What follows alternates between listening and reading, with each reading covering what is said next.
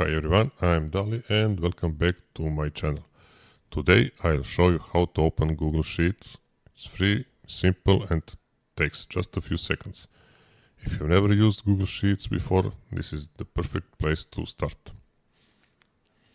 First, open your browser, for example Google Chrome. In the search bar type sheets.google.com and press enter.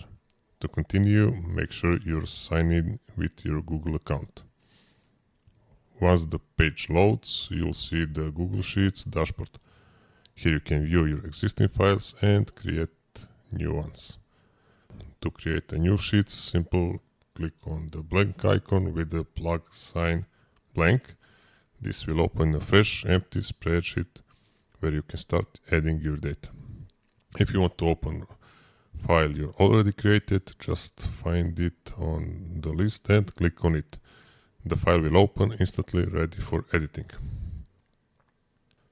Another way to open Google Sheets is through Google Drive. Go to drive.google.com, then click New and then select Google Sheets. This will also open a new spreadsheet. And that's it. Now you know how to open Google Sheets, whether you're creating a new file or working on existing one.